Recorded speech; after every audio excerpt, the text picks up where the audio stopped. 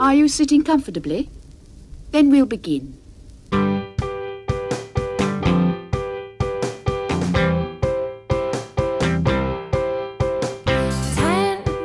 minutes left.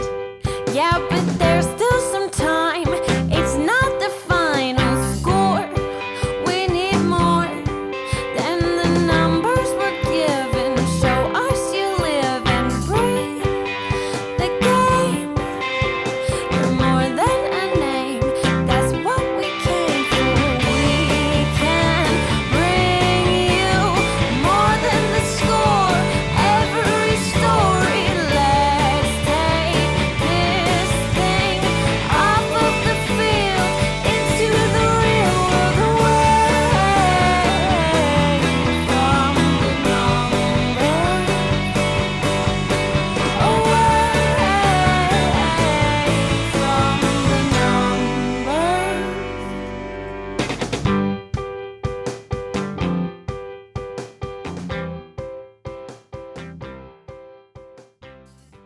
Well, hello again, and welcome to episode 192 of There's Still Time, the AFTN Soccer Show. I'm your host, Michael McCall, and we're bringing you a PDL special for this episode. Lot to get through, so there's not going to be too much chat from me. I'm pretty sure you're going to be all glad to hear that. We're going to be talking to PDL director Todd Eason about the new season that gets underway on Friday. And we're also going to bring a chat we had with TSS Rovers, Colin Elmes and Cromack. Now, we've always been big supporters of the PDL here at AFTN, watched the Whitecaps under-23s back in the day. Really missed the team when they kind of decided not to continue with that when they started their USL team in 2015. Interestingly, I've always thought that the Whitecaps did decide to disband that, whereas Portland and Seattle have kept their under-23 teams going. It did take away that other pathway for a lot of the local guys that were maybe at NCAA colleges and couldn't play on a team beside paid players, or guys that the Whitecaps just didn't want to have a look at. TSS FC Rovers are here now. First time in 3 seasons that the Lower Mainland is going to have a team in the PDL. Hopefully then filling that gap. There's a number of local players and some well-known names and faces that's going to be involved with the TSS side this year. We'll come to that later on. We're going to kick things off with a chat I had with PDL director Todd Eason. This will be Todd's 3rd season in charge of the PDL as director. He took over in October 2014.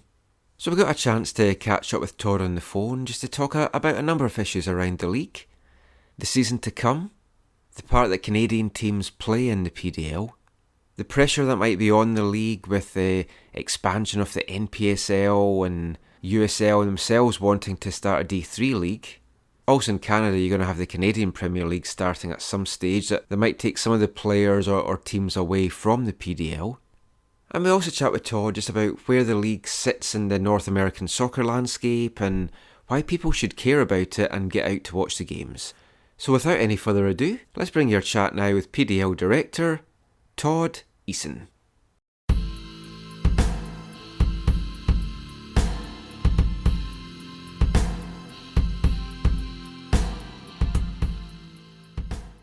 Guess the first thing to ask you, Todd, is the new season's getting underway on Friday.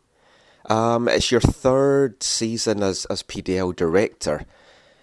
Does it ever get old, or is it always still an exciting buzz when the new season's about to kick off? I think it does, and I am going into my 3rd season, which we've done a lot, I guess, in my 3 years, and continuing to build off of some of the things that we've put out there, but also just trying to continue to help teams be successful on and off the field is something that keeps driving us each year. And with having new franchises come into the league each year, it's always new. And so I think that keeps it pretty fresh year to year, and there's always some great challenges that go with it, but it's different each and every year. So I think that's what keeps driving us is being able to help these teams and different ways, and getting to know some of the new franchises and ownership groups, and being able to see these players move on and play professionally. I think it's just always rewarding year after year. So definitely excited about going to this third season. And it's going to be 3 years since we actually had a PDL team here in Vancouver, after the Whitecaps went to USL with their WFC2 team. TSS Rovers obviously starting this weekend. How have you seen the league change, would you say, in the 3 years under your helm since the last time that we had a team here? Yeah, and I guess I could talk a little specifically about that region and how it's changed. Like you said, TSS is coming in. We've got a team in Victoria, and then, of course, Calgary had such a successful season last year, which was just their second year of competition. That division is extremely competitive, and I think by adding a lot of the Canadian teams to that division, it continues to strengthen it. And I think, like with TSS and how Calgary have operated, and Victoria, the standards that these teams are able to perform at is really exciting to us. And I think year after year, the standards, but also the players that are coming through the clubs are getting better. And I think by having these guys in the league, as well as really just all the new teams that are coming in, the ownership groups are becoming more and more professional in how they operate, and their expectations are extremely high when it comes to their player pool. So each and every year, I think it's just gotten better, and especially in that region, there is just loads of talent. Obviously, we see it through Vancouver, and we know a lot of the players like Dominic Zader from Calgary getting signed, and I think TSS is going to end up having a lot of players that are kind of tied into the Vancouver system, and then, of course, Victoria still being able to bring in top-level players to expose to the MLS clubs or even the USL clubs in that region. So yeah, it definitely has been good, and I think been very progressive in that region for sure. So I just continue to see that growing even more, and once TSS gets their feet under them a bit and kind of sees what the standard is, I know they're going to be able to bring some top talent there and just keep it moving forward. Now, obviously, because it's been a while since we had a team out here, there's a lot of people who don't know too much about the PDL, where it kind of fits into the North American landscape, soccer-wise. I read somewhere that I think this year in the MLS Super Draft, 73% of the players drafted had previous PDL experience. Where do you see the league fitting in importance-wise in the term of these development opportunities?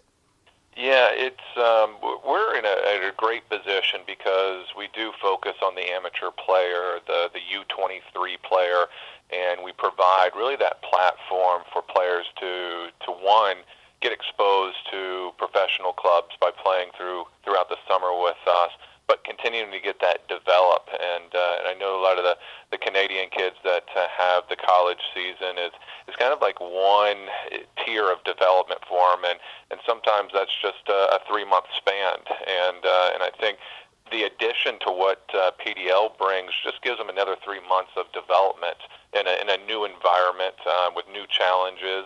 And it continues to give them exposure so that professional clubs can see them. And the unique thing about the college system and the PDL, when they work together, it really gives you anywhere from 6 to 7 months of continuous play, which that is very important to the professional clubs. They want to see someone that can kind of endure a long season versus just being able to play 3 months and then taking anywhere from 6 to 9 months off. And so being able to lengthen a season by using the PDL, it helps with, obviously, the development, but the overall exposure. And we've been proven to put a lot of players into the pros. And like you said, we're up to 73% of all the draftees having PDL experience. And I think 59 of the players that have come through the PDL did get drafted, and a lot of them will stay up on the senior sides of MLS clubs, but some of them will drop down and play USL for a season to continue to get that development.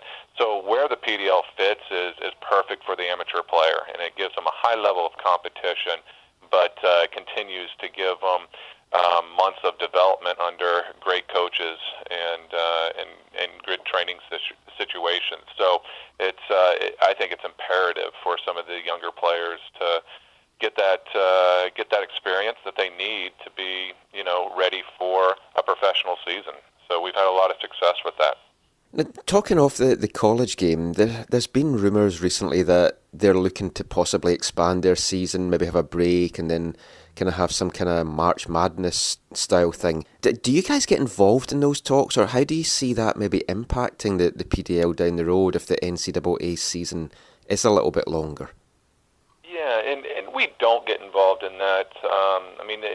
The thing about us is we've always been a summer league, and so we definitely occupy the time of the summer, which would be kind of the mid-May through the end of July. And so we don't really interfere, and if NCAA was to go that route, or just the whole college system go that route, we see that it's a benefit to the player to continue to be able to get touches on the ball and play, but it doesn't really interfere what we're doing. And we're still yet to hear any kind of resolution to that. So I don't know if it is something that will happen in the near future, but we just kind of focus on ourselves and keep putting ourselves in a position where we can help players move on and help coaches move on and so forth. So we just kind of focus on ourselves at this point, but we are constantly being proactive in the event that something like that does happen. But we don't see it really affecting what we do at this point.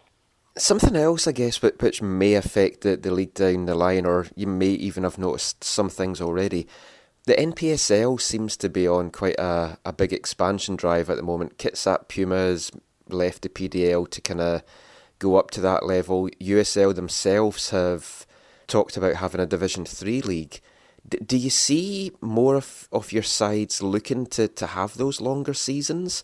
Or do you feel that the bulk of them are going to be happy just with the summer season that you guys have? I think we do have some ambitious clubs that would love to see more games. And right now we do compete within our league of 14 games, which is plenty for most.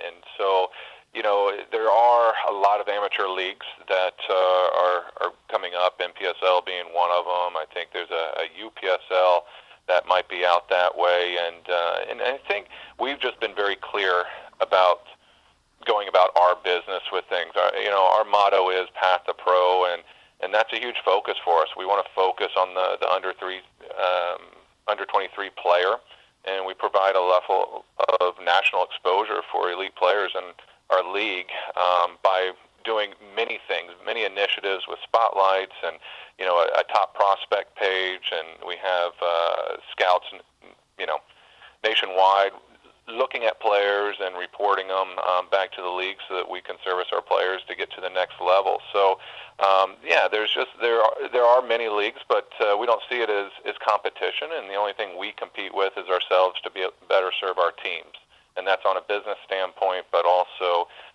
giving them the notoriety that they need for a player standpoint and competition. So, there's just a lot that is going on, but we don't see it really affecting us at all, and that we are just more competitive with ourselves. I think the D3 league that you mentioned about, that what we're doing here at the USL is something that we're really excited about, because I think it just gives us another league to be able to place players in. And right now we have over 370 players that are currently playing in the USL that have PDL experience. So just operating another league will continue to kind of filter all of our PDL players in that kind of league, and so that's exciting for us.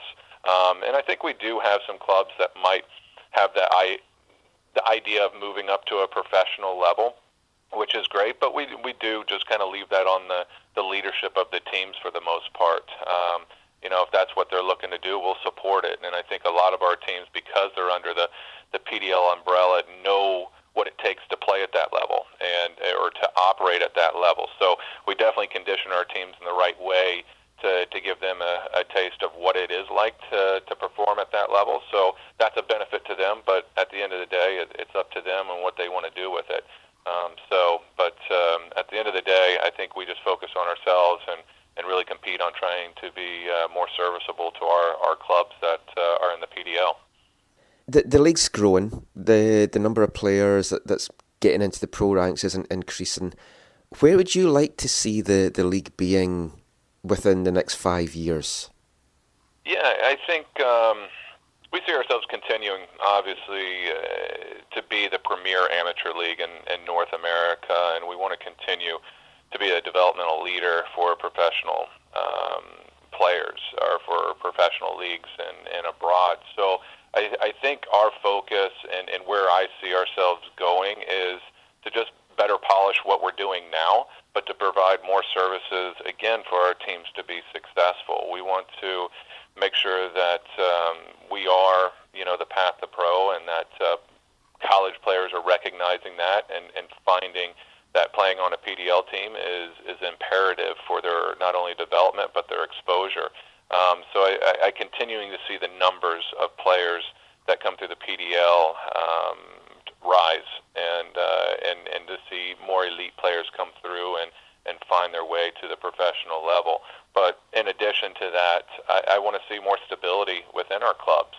We provide a lot of services throughout our league, and whether it be in the customer service department or sharing best practices and using the resources of USL to support our teams. And I want to see more stability throughout our league.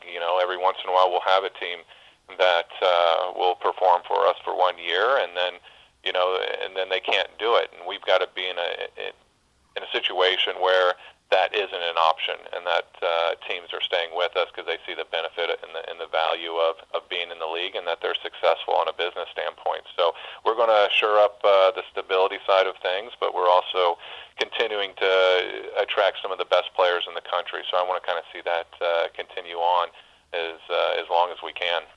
Yeah, I guess the stability thing is important. We've seen a lot of teams move or change names or change cities here in the Pacific Northwest. I know TSS, they've got a 3-year commitment to the league, which is a great thing. Now, I went down to the PDL Championship in Seattle 2 seasons ago when KW United won it. And one of the things which kind of disappointed me was it was a great attendance the first night because Seattle were in it. And then it kind of dipped after that when they were knocked out. The attendances around the league, it's kind of different markets, it's a bit up and down.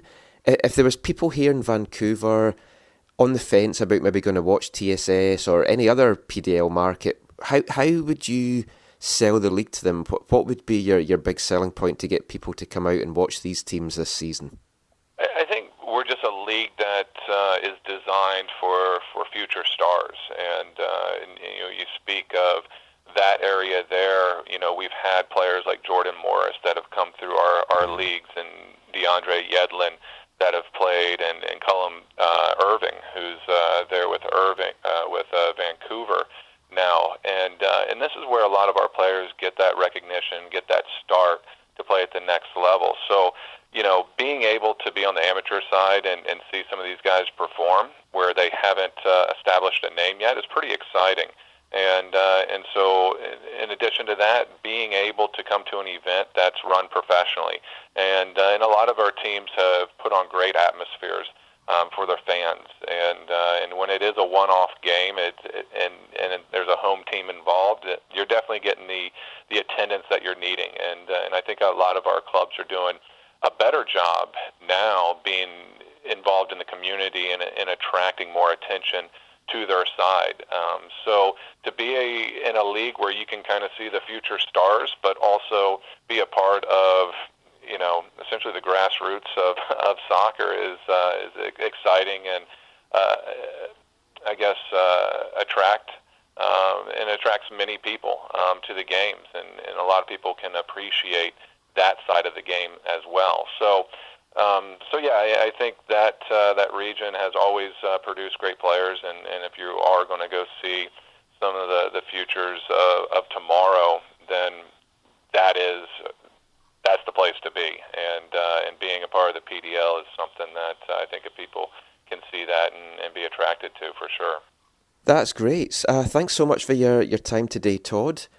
Really looking forward to the season getting underway. We've been kind of really working closely with TSS Rovers to get a lot of stuff done. So we're just looking forward to it, and good luck for the year ahead.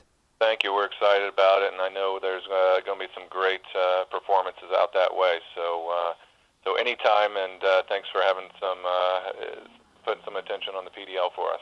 No problem. Thanks so much for your time, Todd, and maybe speak to you soon.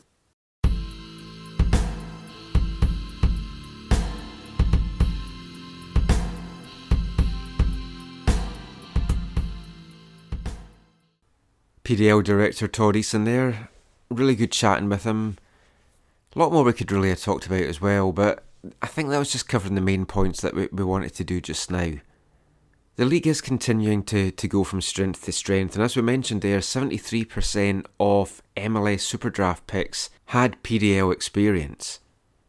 The Whitecaps drafted 4 guys this year, and all 4 of them have played PDL. Francis de Vries won a PDL championship with Michigan Bucks in 2014 and 2016. First round pick Jake Nowinski had some time with the PDL as well. WFC2 centre-back Dominic Zater played with Calgary Foothills and made it all the way to the PDL championship game in 2016, losing to Francis de Vries' Michigan Bucks. Another player that played with Michigan Bucks, but not in those 2 championship years, was the most recent WFC2 recruit, Nazim Bartman. He played with the Bucks in 2013. I actually spoke with Nazim at WFC2 training on Wednesday, and we're going to hopefully bring you that interview in either this Sunday or next Sunday's AFTN soccer show on CITR radio, so watch out for that. Now, Canadian clubs have had a lot of success in the PDL in recent years. KW United won it in 2015. I was down at that championship weekend in Seattle. It coincided with the Whitecaps playing down against the Sounders in Seattle. So it was great to see the semi-finals on the Friday, MLS game on the Saturday, and then the championship game on the Sunday, which KW United won. A couple of ex-Whitecaps players on that team, Wesley Kane and Adam Polakovic. There was almost further success for Canadian sides last season. Calgary Foothills were Western Conference champions, had a great run to the championship game before losing a close one to Michigan Bucks. And just kind of keeping a Cascadian theme, Michigan Bucks beat Kitsap Pumas for the 2014 title as well. So there's been a lot of success recently for Canadian and Cascadian teams.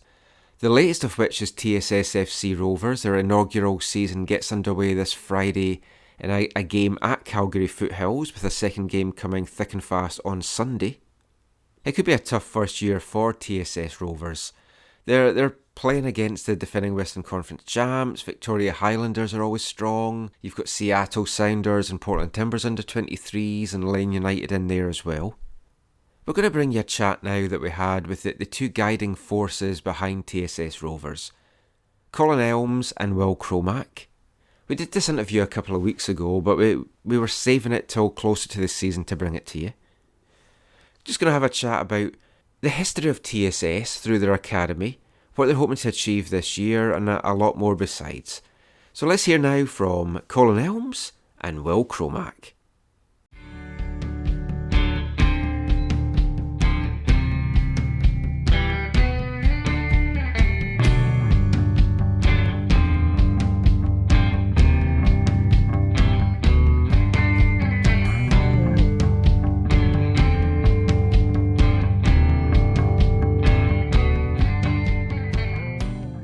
You want to start with the history of TSS? How far back do we want to go? Why did you set up an academy to begin with, I guess? Or what prompted you to do it? Oh, wow, that is a long time ago.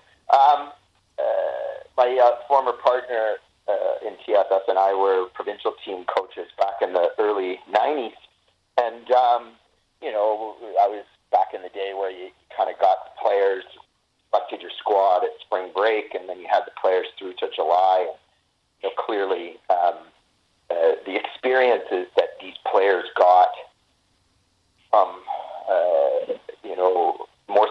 hated coaching, not obviously just us, but anybody that was hired to run those teams was generally superior to what was going on in their club environments at the time. Not all the time, but in a lot of instances it was. And so program would end, and players would say to us, "Hey, can we keep training with you guys?" And we'd say, "No, you got to go back into your club environments. We're just a short-term kind of setup. Go make your club teams better. Blah blah blah." And then we actually went to BC Soccer at some point, a group of us, and said, there is interest in continuing on having these players be involved with us. And back in that day, there was the national training centers, but they generally only dealt with, the 17, 18-year-olds and up for the most part. And these guys were below that age. So we went to BC Soccer and said, hey, I think there'd be some interest in having sort of like a once-a-week kind of scenario with some of these kids. And BC Soccer at the time, which is 20-plus years ago, were not interested at all in messing with the political world of districts and clubs. And they basically said to us, guys, look, that's not going to work. And we kind of said, okay. And we thought, well, there appears to be a market here for this sort of thing. And so in 97, we incorporated Total Soccer Systems Inc., which is the original name, and started to host the players that I just described once a week. And we did it out of St. George's private school in Vancouver. We had a bit of a swap with them. We did a bunch of stuff for their PE classes, and I took their grade 7 team to the private school national championships for a few years, and we functioned out of there. Primarily players sort of 13, 14 years old and older, which was kind of provincial sort of level in the day there where it started. And the majority of the kids that kind of came into us were kids of that ilk. And then word started to spread that this existed and whatnot, and it slowly sort of grew up to some numbers that made it a bunch more difficult for us to stay at St. George's. The space and time we were starting to require there outdid the amount of work we were doing for the school. And the school got a new headmaster who was from New Zealand, a big rugby guy. And he kind of said to us, hey, guys, this has been great, but you're moving on. And that was in 1999.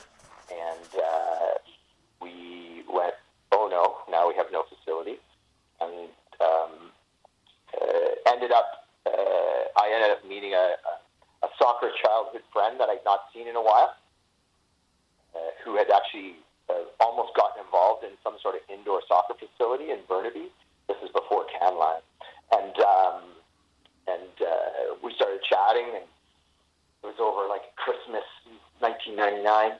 And a couple weeks later, he phoned me up and said, my real estate agent has dropped something in my lap. I think we should talk. And I met him, and it turned out it was the old Western Indoor Tennis site in Richmond. The club was being sold. From that point onwards to think about July of 2000, we operated under some park permits in Vancouver, which was very precarious, and then ended up at Sportstown, or what we called Sportstown. So TSS's home from then on was at this private sporting facility that had a whole bunch of amenities, a bar, restaurant, a retail soccer store. The tennis got squeezed down into a smaller space. There was a outdoor pool, a real kind of club kind of scenario. And I think that's really when what we were, our environment had grown significantly in the period between 97 and 99, but it really took off when we got to Sportstown, because we built indoor soccer space. And at the time, there was no indoor. Certainly any indoor was a gym floor. It wasn't a turfed area. And so as soon as the word got out about the indoor destination and the sort of quality of coaching and stuff that was going on in this environment, things grew quite rapidly. And we've been functioning from like 97 right through until probably 2011, just providing soccer sort of tutoring. We have the players in once a week, some twice. We had some twice a week players midweek, but really we were just purely supporting the system as a technical instruction destination. And then the same sort of thing started to happen as happened back in the mid-90s. We'd run some spring-summer teams where we would bring together a whole bunch of players from our academy that played on multiple club teams in the community. And these parents and players at the ends of those programs would say things to us like, gee, really wish we could stay here. Some of them, again, maybe didn't have great club environments and situations. And finally we said, bugger it, let's put together some full-time teams. We did so on the girls' side of the ledger, just as the new High Performance League came online. So it was an interesting period, and we've grown from there. We have 7 full-time teams now, 3 on the boys' side and 4 on the girls' side. Our oldest female teams play in the Metro Women's Soccer League, which helps to certainly prepare the players to be a part of university soccer environments. We've managed every single season since inception to place every single grade 12 player in some form of appropriate post-secondary soccer situation. Oh, wow. Some are prominent. You might say, well, that's just a college or that's a university that maybe not a lot of people would covet, but still, they all ended up in university soccer environments. And we've created my partner, Brendan Corey, is very, very good at this aspect of our business, and we created some pretty significant relationships with the university coaches on the female side across the country. And once you deliver them a player or two and those players work out, they're usually pretty quick to come back to you for advice and see what kind of, I guess, crop of players we have coming up and whatnot. So it's kind of mushroomed from there. And so partway through the girls' process, we started some young boys' teams, which we still host. And we kind of have, on the boys' side, we don't host a similar model to the girls. Part of the problem is, there's a few issues, but the biggest one for me is having a 16, 17-year-old female soccer player play in female adult leagues. The physical difference there is certainly apparent, but it's not dangerous. Having 16, 17-year-old TSS Academy players playing even in like a VMSL under 21 environment, which we tried for a short period of time, was a bit perilous. The difference physically between a 16, 17-year-old and a 19, 20, 21-year-old is quite large. And as we know, as males, when you go out and you start playing football, and clearly the younger guys in a lot of instances were somewhat superior in technique and understanding. The male side of the game tends to get a little bit more aggressive, flash out. And so it became this sort of, our players were in somewhat physical danger at times, and they stopped soccer players because they were looking over their shoulder every 5 seconds, waiting for the next tackle to come. And so it didn't work out there for us in a way that we obviously were trying to develop footballers, and these teams, not all of them, some of them were quite good, but some of them would take physical liberty on these kids. And so we let that kind of that part of it go into hiatus for a time, and we backed up and started dealing with sort of U11, U12, U13 type players, which is kind of to some degree what we're dealing with right now. We have a U15 team, we have a U13 team, and we have a U11 boys team in our mix. And all of these teams, the youth teams in particular, who are not in league, play multiple exhibition friendlies and enter 3 or 4 tournament events a year. And we play upwards of 30 to 40 matches a year with these teams now. So it's more than an appropriate scenario for us. Even though we're not in leagues, what we like about what we do the most is we can pick our opponents. If one of our teams is very high on confidence and has been playing incredibly well performance-wise and getting results and stuff, we'll go find them a team that's going to put them in the deep end. And the flip side, if one of our teams has been struggling confidence-wise and maybe not performing quite as well, we go find sometimes a younger team to play against to allow the guys to get a little bit of space and breathing room to allow them to kind of settle into their performance capabilities again. And of course, when you're in a league, you don't have that choice, right? You could have a young group of players that are lacking confidence at a particular moment and be playing, top of the table teams for the next 3 weeks, and you just got to deal with it. And sometimes that's not the best process. So we, although there are certainly moments where we would like to be in the league environments locally, there are just as many moments where we're quite happy with how we can structure and control who our competitive events are against and stuff, and then do things like train for 2 straight weeks and actually not play a game and whatnot. Our game to training ratio at our place is probably somewhere between 4 and 5 to 1, which we feel is a better number from a footballing perspective. I honestly believe that some of these young players don't need to play every Saturday. That is an adult-driven scenario that's entrenched in our world, not just here clearly, but in other places. So we play a game sort of once every 10 to 12 days with our young players, and the girls' youth stuff is very similar to the boys. So yeah, that's kind of the we've hosted, I guess. I'd say there have been some years where we've had 700 players in our mix.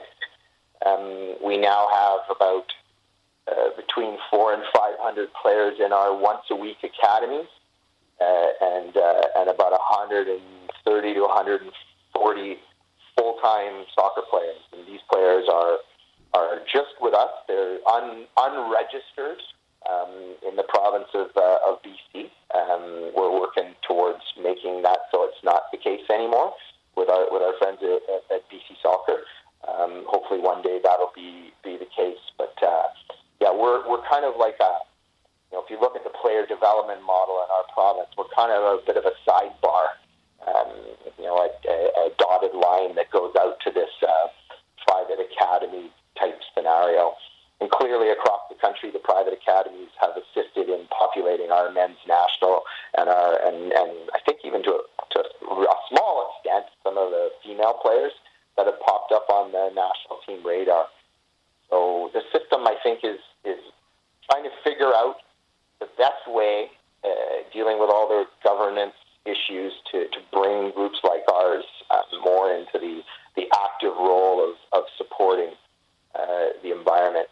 And we have, I can show you emails all the way back to 2003 where we've attempted to become part of the system we want to be part of the solution to help our country to get better at what we do in the football world.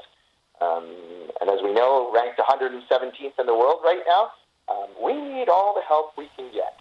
Cutting out, regardless of how they're structured business-wise, cutting out big groups of people. I've made my living doing this for over 20 years, spent a bunch of money with partners on facilities and stuff. We're here for the long term and have been and have proven that over the years. So we want to be inside the tent, helping to move our player development forward in the next little while. And hopefully that'll be the case here. So to tie that into like the PDL team, I guess a question then to ask you is, ultimately moving forward, and it's maybe too early for year one, but moving forward, do you see like Whitecaps, their residency guys going to the USL team? Do you see the TSS Academy guys ultimately making the move up to the PDL team? Yeah, we're that. If you move back to when we started talking about this, clearly there is a TSS Academy twist to this, and we have by going out and sticking our necks out and getting this PDL franchise, we have created, for the most part, a top end to our little player development model at our place. Yeah. And without a doubt, Mike, the idea is when we first did it, I brought my sort of U15 group in, and I said, we told them about it. I said, we've done this for you guys, right? This is for you. Not tomorrow, but in the next couple of years, some of you will, without a doubt, be involved in this environment moving forward. We're excited about what we're doing. We've found lots of very good players locally, we believe, but ultimately we want our TSS FC youth players being motivated and driven to get into the level that PDL presents. So yeah, you're spot on in your question there.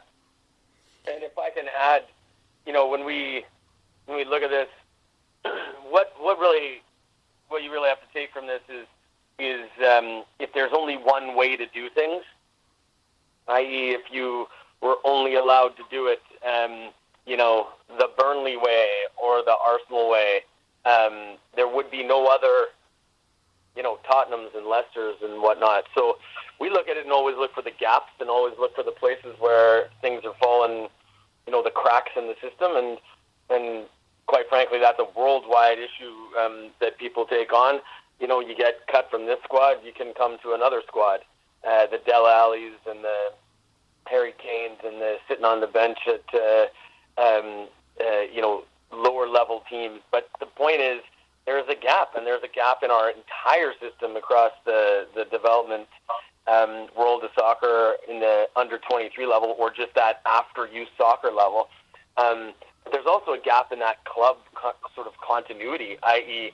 when you were trained at 9, and then you went to the 11s, and then you went to the 13s, and then you went to the 15s. Is there some continuity there? Is there a way that we can not only help to be a solution, which is obvious by our intentions around Canadians for Canadians, and probably at our own detriment right now, but is there a way that we can sort of encourage everybody to be a real club?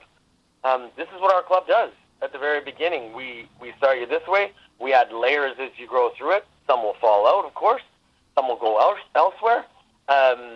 But those coming in and those that from the very grassroots, if we can build that over a decade, we're going to get real TSS Football Club Rovers into that system and then showcase them there so they can move on somewhere else in the world where they hopefully have a career. It seems quite unique, I think, in PDL as well to have an academy. I'll look into it, but from the PDL sides, I don't think any of them have structured academies. I know a lot of them probably do run like youth clubs and stuff, because obviously like Crossfire Premier did, real common to have youth clubs. But I think in North America, in principle, I think it's really not common to have a unified playing philosophy. And again, it's not a cut to anybody, but it's, if your bottom end, the bottom of your funnel is run by volunteer dads, you're going to get some gaps. You really are. North America suffers big time on that front. At the same time, as succeeding with numbers so amazingly.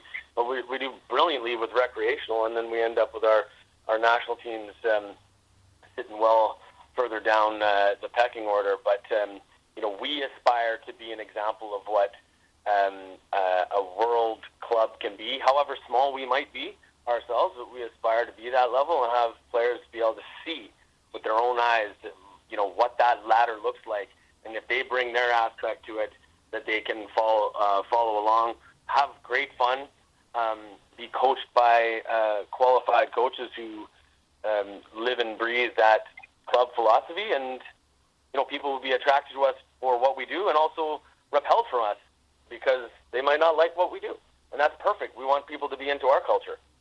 I think, Mike, there's a little bit of a misunderstanding. Unfortunately, and I even say this even though I've made my living this way, our friends down in the United States 25, 30 years ago created this user pay football model. And we have, clearly, as we tend to do at times, we've mirrored their setup.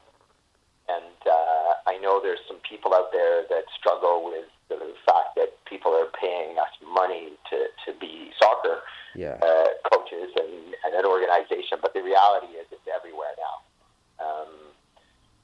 And you can argue that these nonprofits don't have shareholders and don't have dividends and stuff, but they have surplus, and they use that surplus sometimes to build clubhouses and do different things and whatnot, which is all good for the game and whatnot. But the reality is the difference now between a nonprofit club environment. Let's say there was a line that was a meter long, and we privates 20 years ago were at one end and the clubs were at the other. I would say that the club soccer environment has moved drastically towards our direction of that line. They're so close now that there's maybe only a couple of centimeters in between us anymore on that meter line. A lot of money. There's a lot of money in the game now. There's people making very good livings as technical directors, very good livings as soccer coaches in the community and stuff. And so that line is very blurred now for me. And I know I've heard that there are some out there that have said, TSS has bought a PDL team, but they charge money for. We did. I'll be honest. We did get a few people say, "Are you guys charging your players?" And of course, we were very clear on that from the outset. That this is set up like pretty well any type of semi-professional environment where the players are not paid, but all their expenses are taken care of outside of their gasoline and their car maintenance to get themselves to and from training and games. So not games always, but some games. And I guess you could call it their opportunity lost from an ability to maybe work a little bit more in the period of time that we're together. But the majority of these guys, and it's been clear to us in all our discussions with the players that we have joining us here so far, they want to pursue being professional footballers. And this is a mechanism for them here locally that has not existed for a while. Obviously, the Highlanders have taken care of that on the island for the last couple of seasons, but in the Lower Mainland, there is no PDL type scenario at the moment, and we've been almost, I would say, attacked by the players from that level who badly want to be involved in this type of environment. And of course, Swangard has added to that cachet along the way. So we're pretty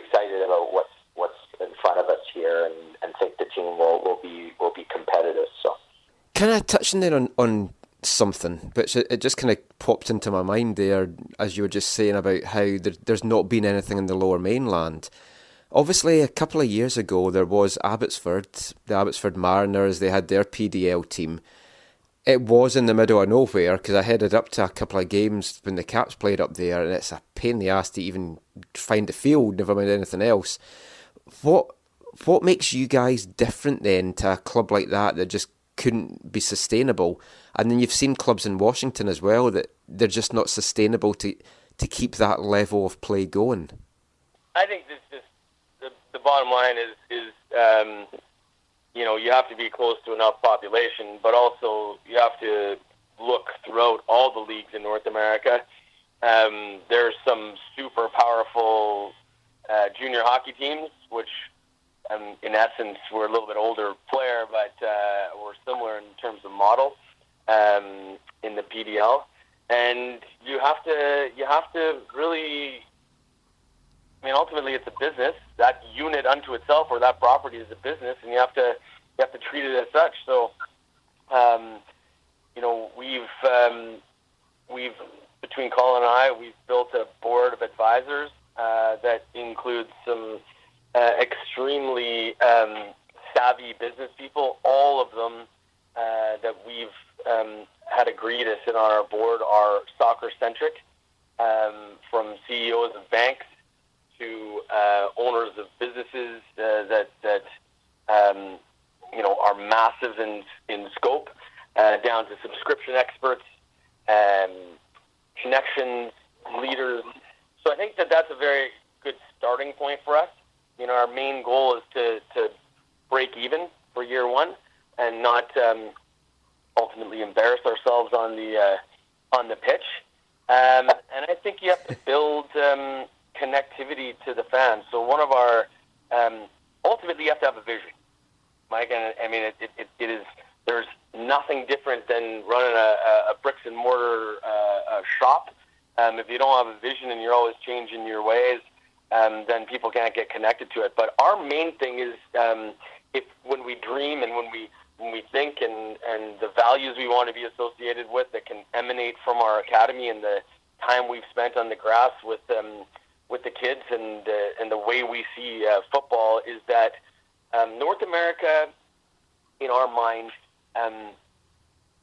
in many ways, while it's amazing in so many of its sporting activities, treat the fan as a commodity.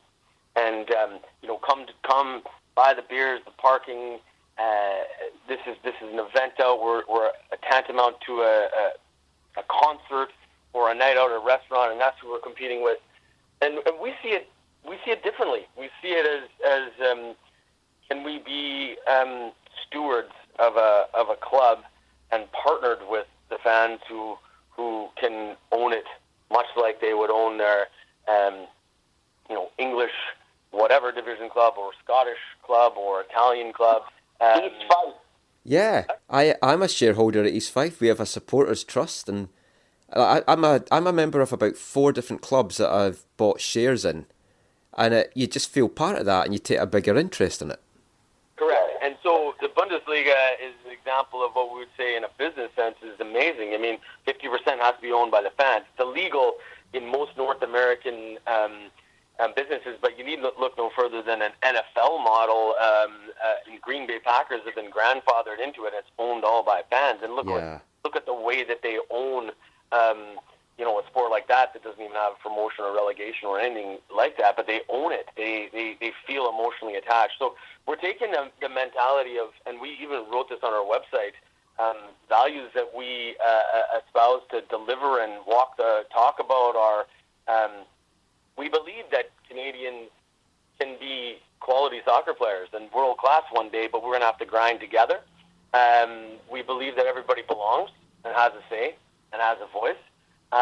And we believe that there's 0 voices, including ours, even though we have to pay the bills, that are more important than one another. And then we believe in Canadians. Yeah, it's okay to say like we want to be Canadians, and we say it in many ways. But Canadians for Canadians is a great way to get out there. But you we want to listen to people and say, well, we want to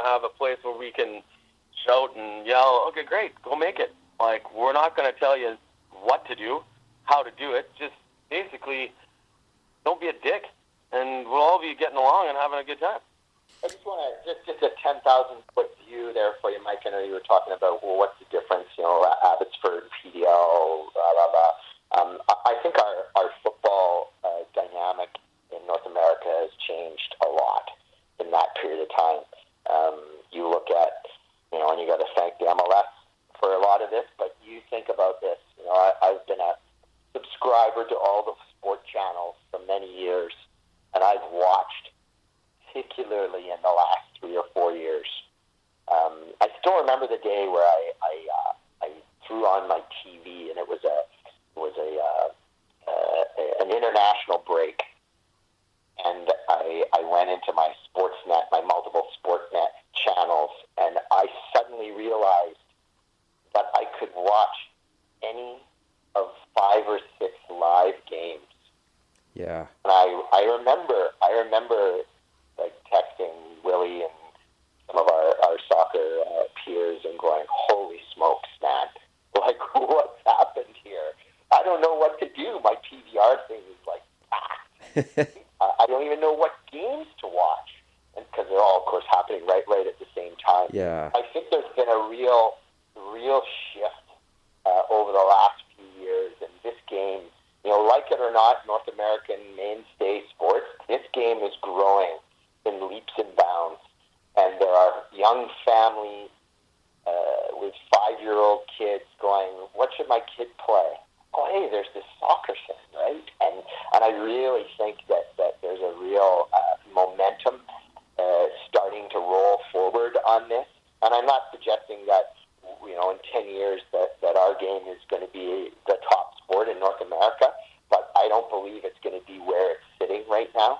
And I think that, as much as I enjoy some of the other sports that I watch, this is a freight train, and it's coming fast. And it's the world's most popular game, and there's lots more people starting to embrace it, and more every day. And I just think that we're on the cusp of something pretty amazing here in the next 10 years as it comes to football in North America. So I think the pie is getting bigger all the time. And as Will said, if you create something that is authentic, something that people can own, something that people can help steer, and then you go back to places like Swangard, where anybody that lives around here has a soft spot, a warm soft spot from a footballing perspective. Yeah. And then hopefully you go about your business in a way that gets people excited and doesn't upset anybody, and the team thrives and is competitive and is sticking to its Canadian for Canadian situation.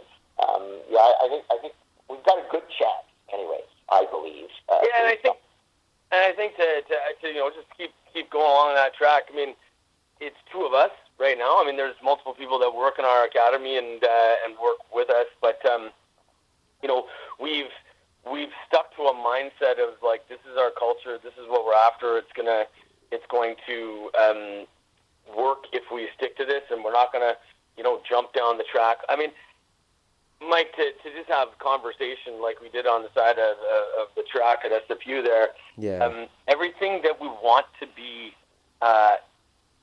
about is what you've always dreamed soccer could be in our country, because we see it in other countries, and we've felt it in other countries, and we've been on the sidelines in other countries. Like, I don't want to hear about raindrops on my Liverpool jersey. I never want to hear that. Like, it just makes me almost throw up. Sure, I know that there's a whole whackload of people who are unsophisticated soccer people, but I'm really interested in having conversations online and with guys like you who understand the sport and want to have, battle it out about who's the best player in the world. And I do believe that we undermine that population locally. I don't think we're going to lose the unsophisticated person if we have a great barbecue atmosphere and we have the grass and the sun and pints are flowing and there's a bouncy castle for the kids to come in.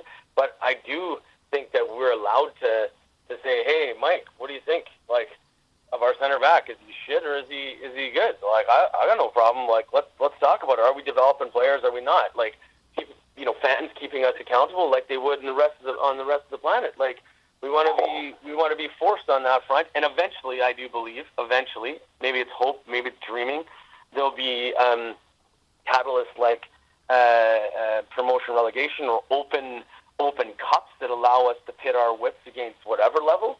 And until then, we'll manufacture those because we've been doing it with our youngsters. We're going to go manufacture those. So if someone wants to play us, whether they're local or flown in or whatever that looks like, we'll continue to do that. But it's real football. Like, hey, there's nothing wrong with that. In fact, if anything, when I look at the numbers and the research that I've been doing and guys that I've been talking to, Canada was the third most popular a country on the planet in terms of sheer numbers watching the Brazil World Cup. And we were the furthest nation from ever getting there. I don't know, Scotland's not far behind. Yeah.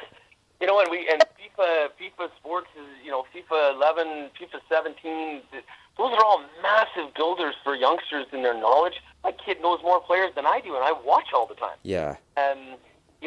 So there's an element of going, hold on a second, man is a commodity. I don't like that. I don't like the idea that they put on pink shoelaces and run around the pitch and say it's Cancer Day. Give us your money, and then you and then they shout from the rooftops that they donated a whole bunch of money. Well, no, I did actually. It was my money. You just wore pink shoelaces. Like, all of that stuff is all melted into what we believe is kind of broken in some senses, or NFL-like, if you will. And then we come back and go, well, listen, we don't need 10,000 people or 20,000 people. We don't have a Costa Rican striker or a Italian midfielder. We're going to have to go with developing young Canadians, but we can build a family. And it can start with, if you have a scarf, if you have a jersey, if you play in our academy, or you're on one of our teams, it's your club. Come down, and start and have a pint.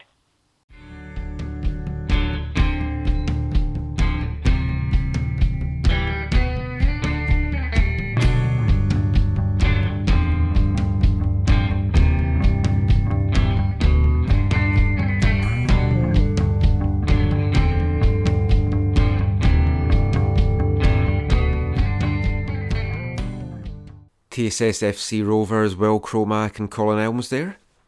The Rovers season gets underway, as we said, this Friday with a game against Calgary Foothills in Calgary, closely followed by another one on Sunday against the Foothills.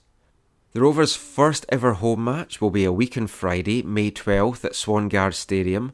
7 o'clock kick-off against Lane United. Get out to that one. All the ticket details are on the TSS Rovers website, tssrovers.com. AFTN is proud to be the media partner for TSS Rovers in their inaugural PDL season.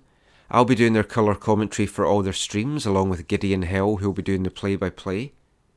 If you haven't checked out all our player profiles on AFTN for the entire squad, go and check that out now, AFTN.ca. We're really looking forward for the PDL season that's to come. 6 Canadian teams in the league this year, 3 of them in the Pacific Northwest Division. TSS Rovers, Calgary Foothills and Victoria Highlanders. There's also WSA Winnipeg, Thunder Bay Chill and KW United. So lots in the league for Canadian fans to get behind. TSS Rovers, of course, are going for an all-Canadian squad, so something even more for Canadian fans to get behind. We'll be bringing you full coverage of the season on AFTN, so always check back for that. We hope you've enjoyed this special PDL episode of the podcast. We'll be back on Sunday on CITR Radio with the AFTN Soccer Show, 101.9 FM if you're in the Lower Mainland, or CITR.ca online. And the podcast for the show will be up on Monday. I've been your host, Michael McCall. You can follow me on Twitter at AFTN Canada. Anything you want to chat about, drop us an email, aftncanada@hotmail.com. You can also read all our stuff away from the numbers, aftn.ca. I'm also the Whitecaps beat reporter for MLSsoccer.com and a Western Conference reporter for USLsoccer.com, so check all my stuff out on that as well. But until next time, as always, thanks for listening, take care, and enjoy the PDL season to come. Thanks everyone. One day I shall come back. Yes, I shall come back. Until then, there must be no regrets, no tears, no anxieties. Just go forward in all your beliefs and prove to me that I am not mistaken in mine.